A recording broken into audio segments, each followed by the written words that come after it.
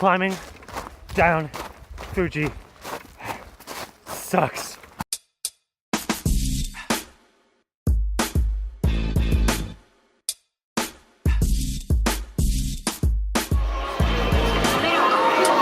Welcome to Tokyo.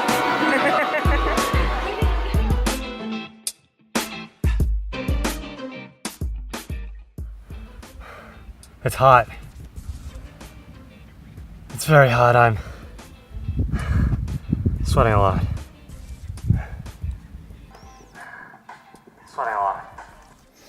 So we're gonna get back to that clip later in the video. But at this point in the trip, I've been spending a month away from family, from everybody. I spent a little bit of time in Hong Kong and Bali with Uncle Kevin. Really, it was just me out and about a bunch of different countries. Now I finally landed in Japan, in Okinawa, and now I get to finally be with my family. It's just, like, I'm really happy to see them. Hey. I don't get to see my family in Japan too often, so it's nice that I get to see Uncle Kevin, Auntie Ritsuko, Jasmine, and this is that story. That's what I did today. I should say that I filmed a lot of my trip on this Sony camera right here, and most of what I filmed in Okinawa was on this camera.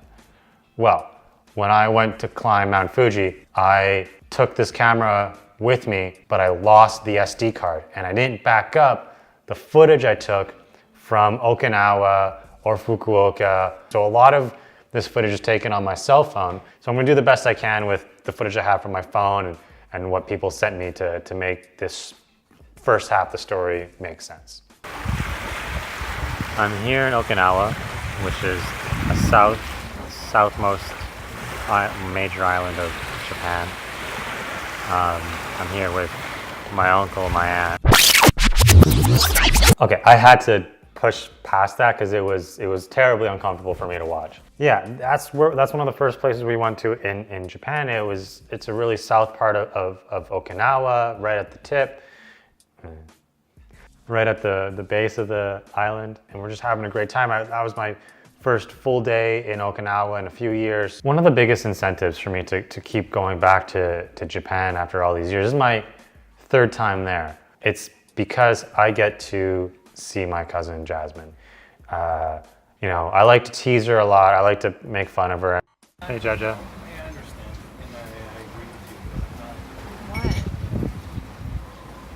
What's it like living in Okinawa? To be honest, like I'm not, like now I've had so much experience. God, maybe I should take Snapchat. Well put.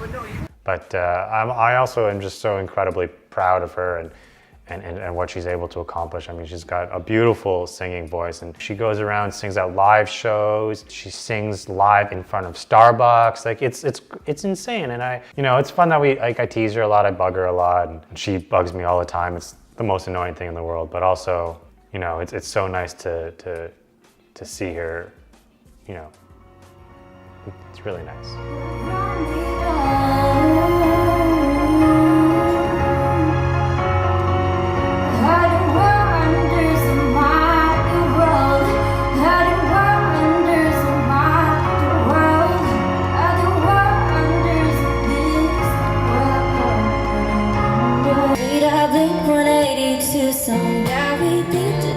Too soon, okay.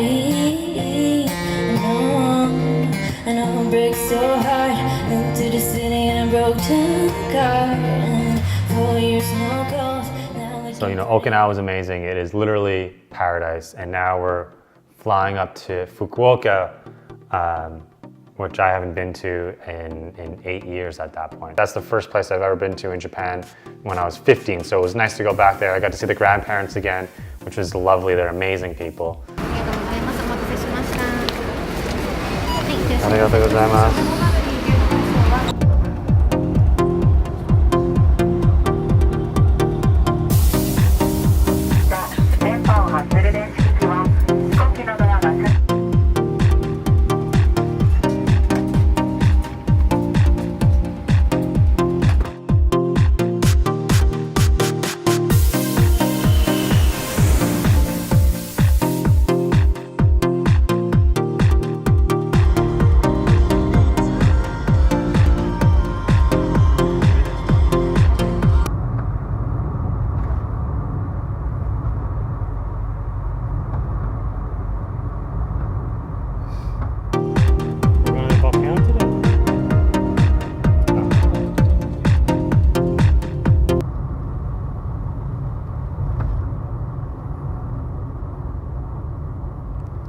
You look beautiful. Aww, now you look ugly. Thanks.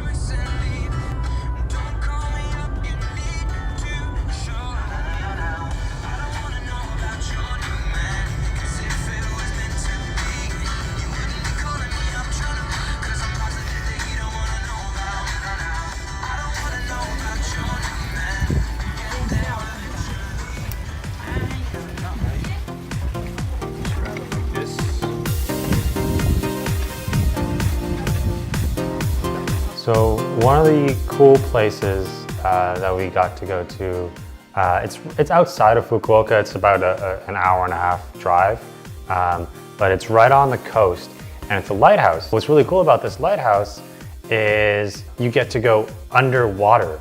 There's windows that you can see into the ocean, and it's just surrounded by schools of fish. Like it is insane. It's truly gorgeous and beautiful to see. And then you climb up the lighthouse, which is exhausting, and you get to the top of the lighthouse and it's beautiful.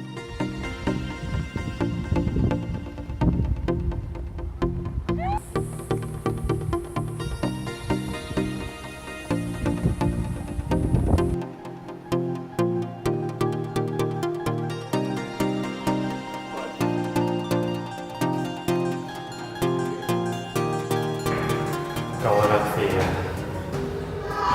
lighthouse.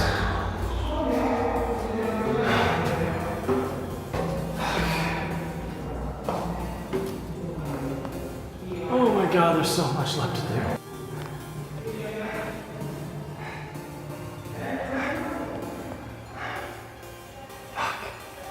All right, this is the top of the lighthouse.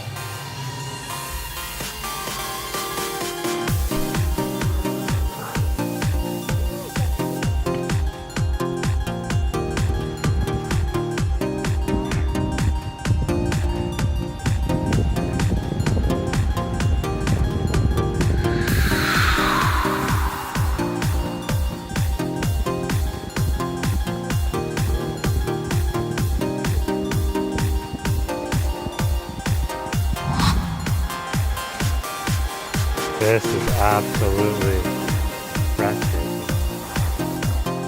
Hey, Uncle Kevin!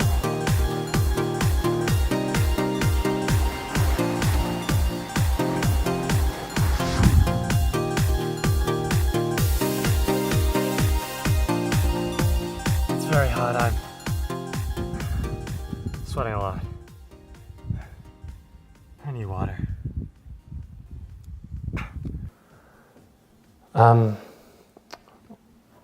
So while I was in Fukuoka, Nagasaki is a train ride away, and Nagasaki is where the second bomb was dropped in World War II. When I was up there, it was the 72nd anniversary on that day of the atomic bomb drop. I went up to Nagasaki with Jasmine to see the city and go to the museum, because it's really a surreal experience to be there.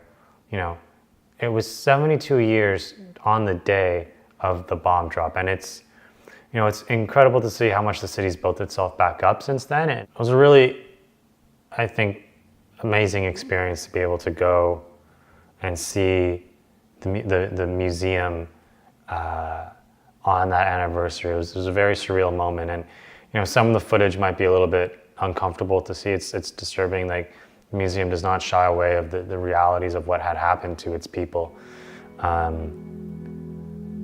So if you're feeling a little bit uncomfortable, that's okay. You can skip ahead if you want.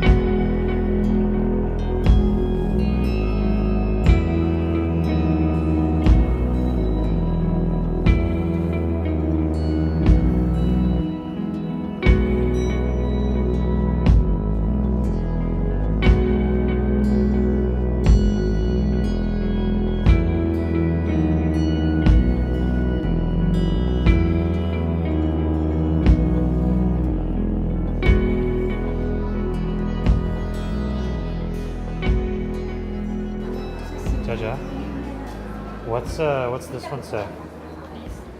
Peace?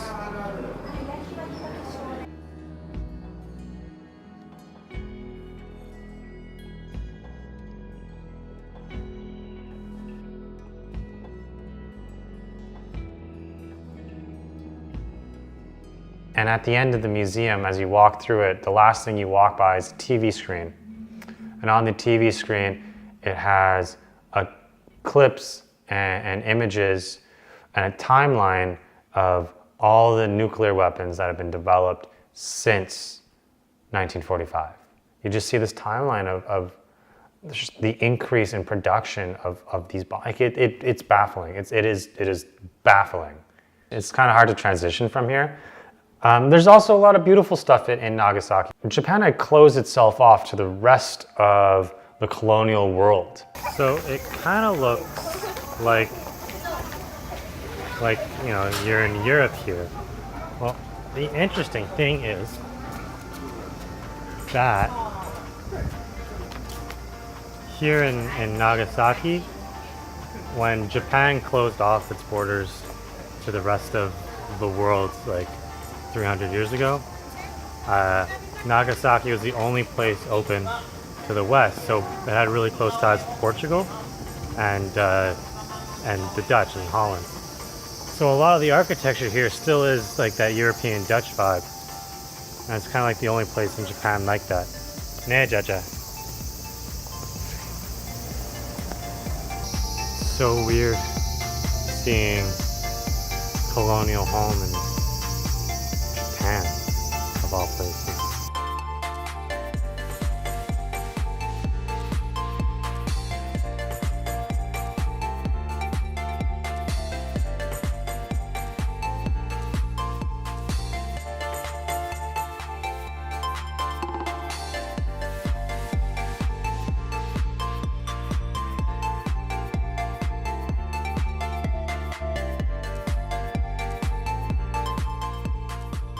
So that trip to Nagasaki was a really great experience, and I'm really happy I went. After that, we went right back down to Fukuoka, where we spent a couple more days. From there, we flew back down Okinawa, spent another week or so there, and it was my time to leave, to go on to the rest of my trip. I fly from Okinawa to Tokyo, where I start the last 10 days of my 2-month trip in Asia.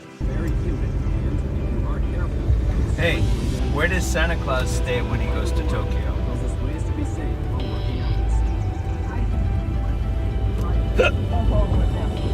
Mommy, you did it! Oh my God, I'm so proud of you, Mommy. Ho Ho Hotel.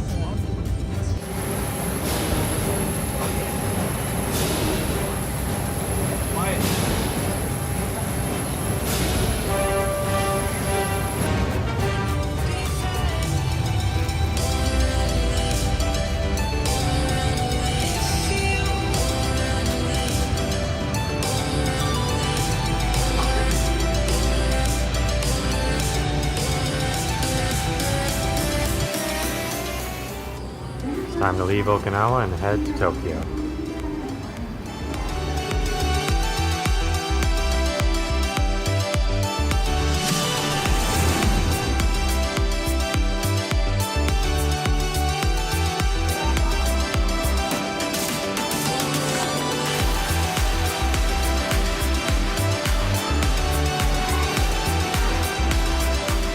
So I land in Tokyo and I meet up with a very good friend of mine named Chris.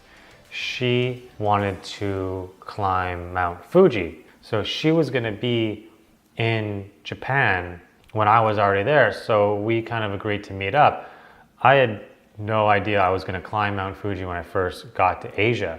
It turns out it was one of the best experiences of my life. And to do it with someone as important to me as Chris is, made it all the more better. From Mount Fuji, we would go on to spend the last week or so together in Tokyo. Those 10 days were probably some of the best experiences of my life and definitely highlights of my trip.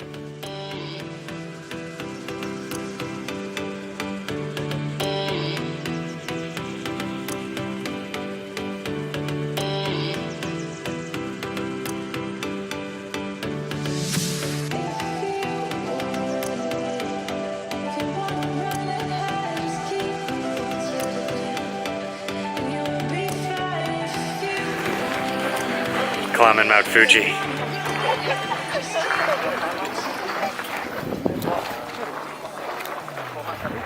That's Chris. So I did no preparation for this.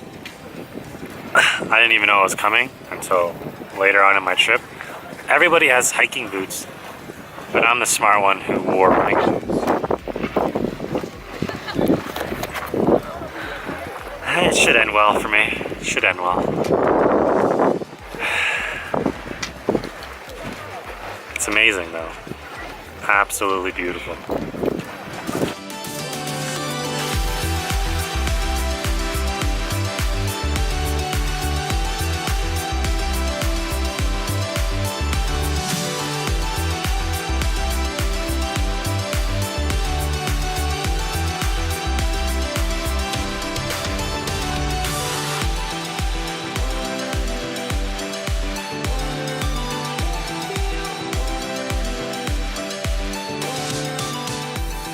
Before we got to Mount Fuji, before Chris even left for Japan, she told me, Ryan, you're gonna need hiking boots, you're gonna need jacket, you're gonna need, hats and stuff like this because it's gonna get really tough. The higher you get, the higher the altitude, the harder it is to walk. You need this equipment to make it through safely.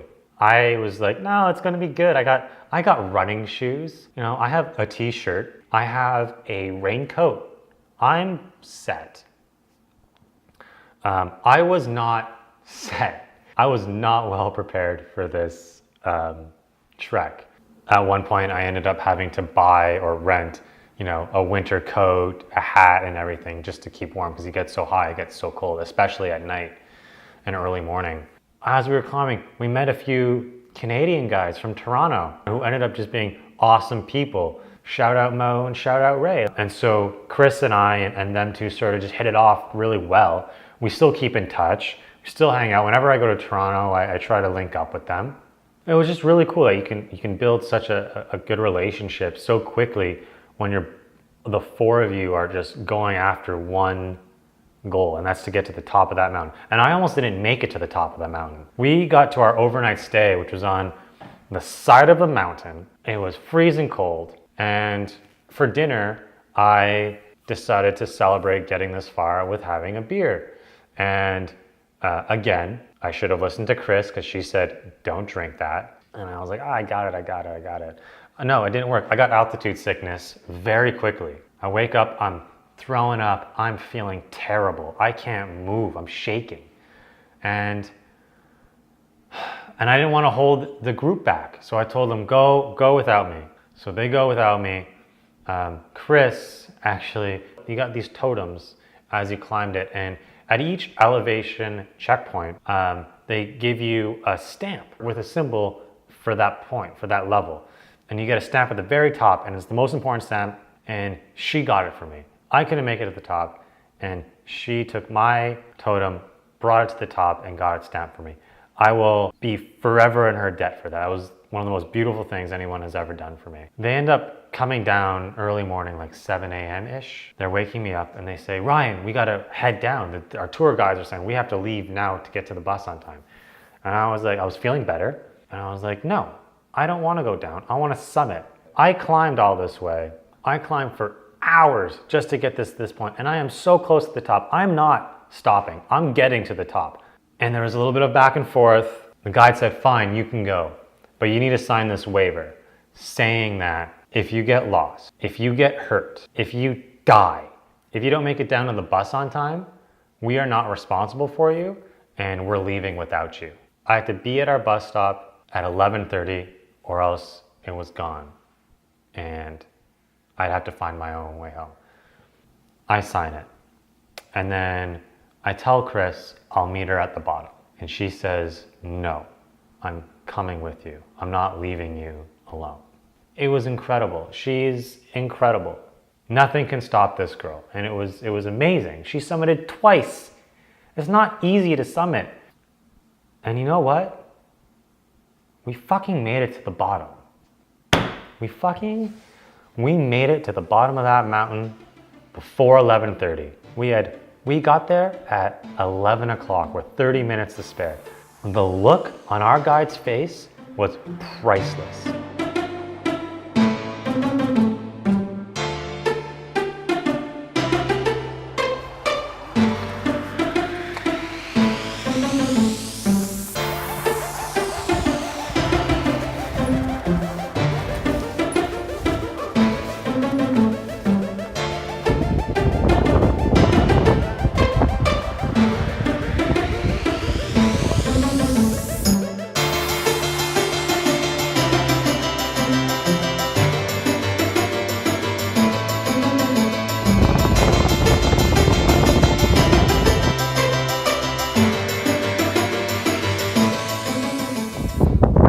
Almost at the top.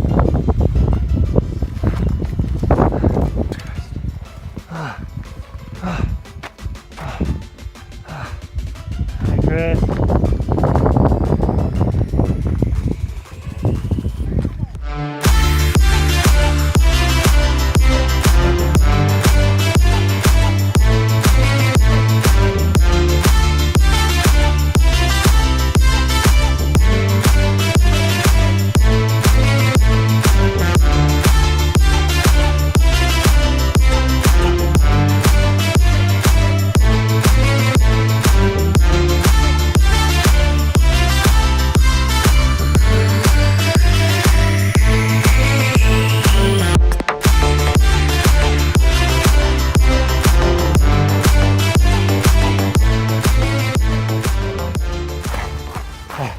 Trying to catch up to our group.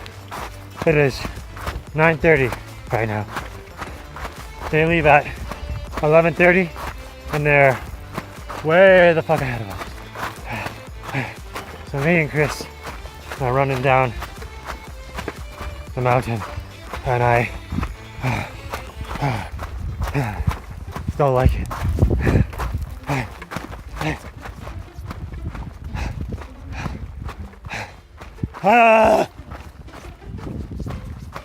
So we get to the bottom and it's just a relief. We get on our bus. The bus takes us to an onsen, a Japanese spa, which was the best feeling I've ever had in my life. And now we head back to Tokyo for the rest of our trip. We see Mo and Ray at the magic show, which was a phenomenal experience. They go off and continue on the rest of their trip. And Chris and I stay in Tokyo and spend the next week together touring the city. What's the street we're going to? I will tell you, it is called Harajuku. And we're also going to Shinjuku to check out the famous crossing. And then we have the robot restaurant tonight, which is going to be awesome. Yeah, laser beams. Get back to the hostel, pack up, and I gotta be out of here by like 5 a.m. tomorrow. Since you're documenting this may be the last time anybody sees me because he's leaving before I do and I can't master the metro system. I don't know how to do anything. She'll be fine. She'll be fine. Trying to figure out the metro system is insane. But I didn't purchase my own ticket.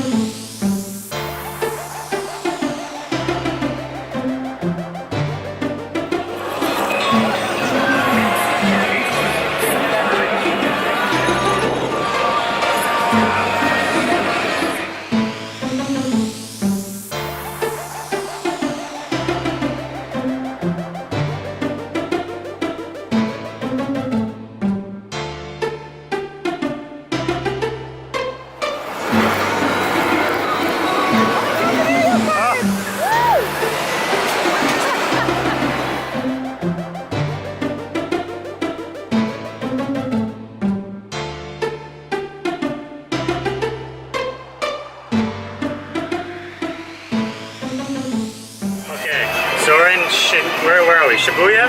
We're in Shibuya right now. And now we're gonna head to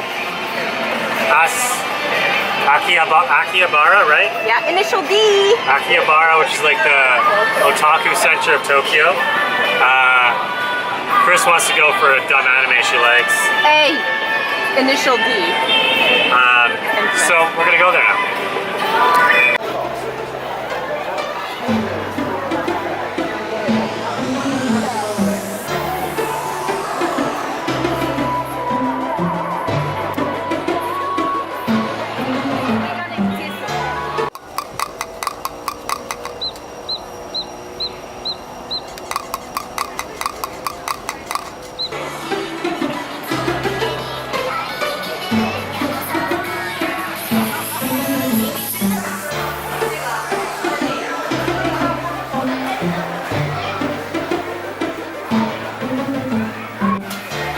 There it is. Sorry. Oh my god, there's the lady chicks.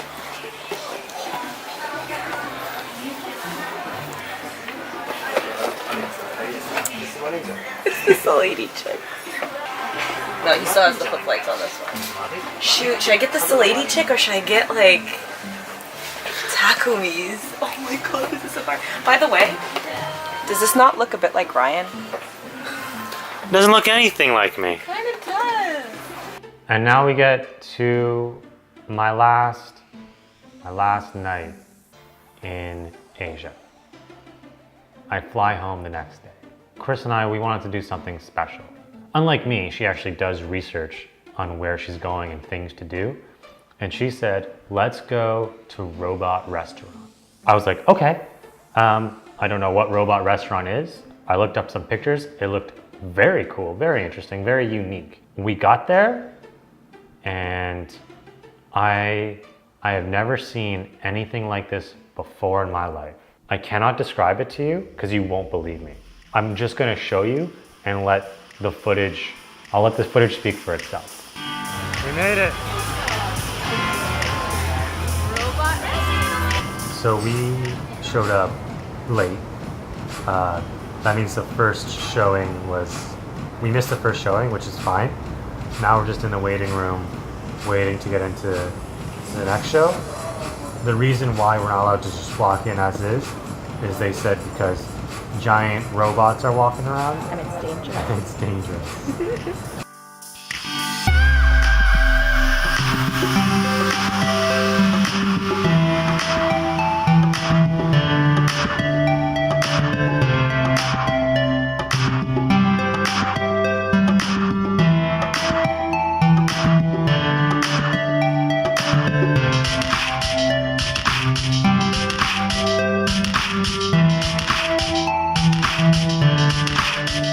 Where its inhabitants lived in harmony with nature.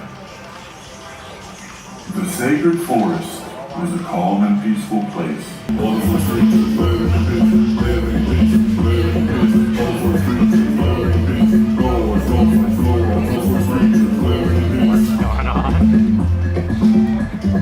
one day,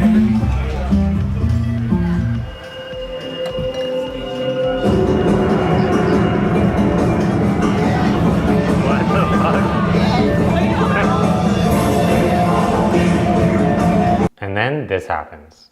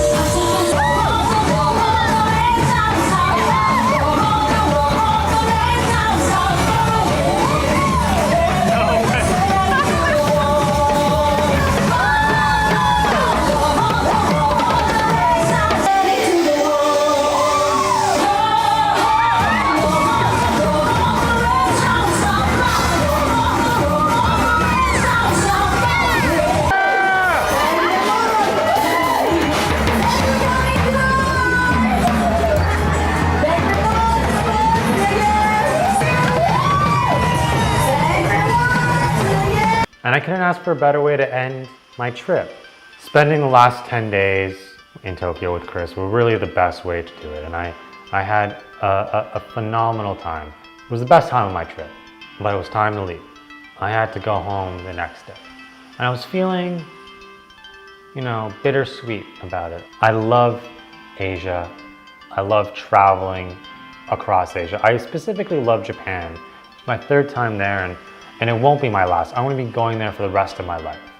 I had to come back home, even though I would have loved to have stayed longer. And there's so much I didn't have a chance to talk about, because this video would be, 3 hours long. I didn't even talk about Akamine. Akamine is the best jiu-jitsu instructor I've ever had. And I don't have any footage because I lost it when I was climbing that mountain. So, I didn't get to talk about Akamine. I didn't get to talk about how I went to a bar at 8 o'clock in the morning to watch the Mayweather-McGregor fight, which was amazing.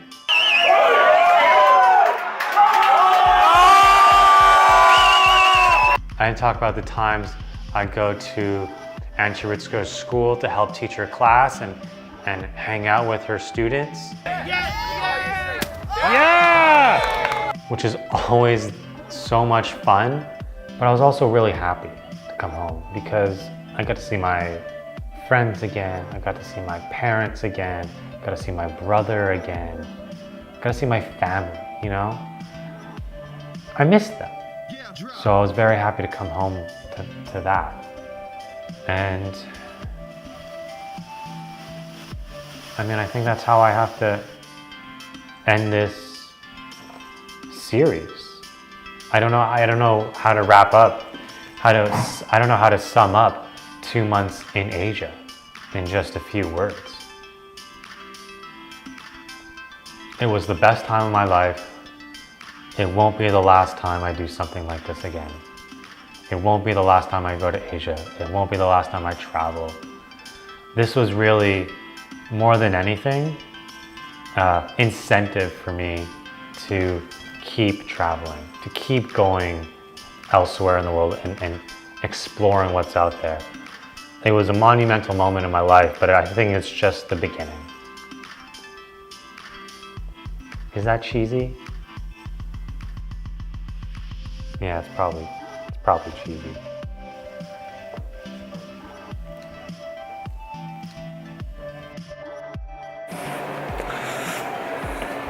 So this is it. Last day, well, actually, I'm leaving today. I just packed up, left the hostel. My 2-month trip in Asia has officially come to an end.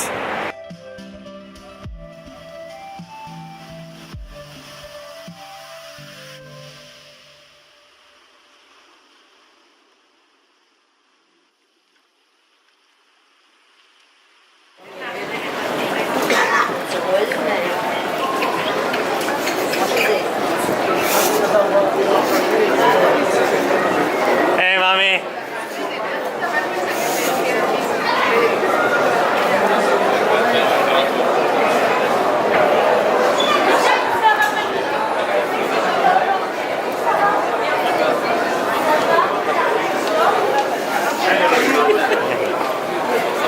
Hey, mommy. Oh, Rob, you're home. I'm happy, Mom. You have your camera on.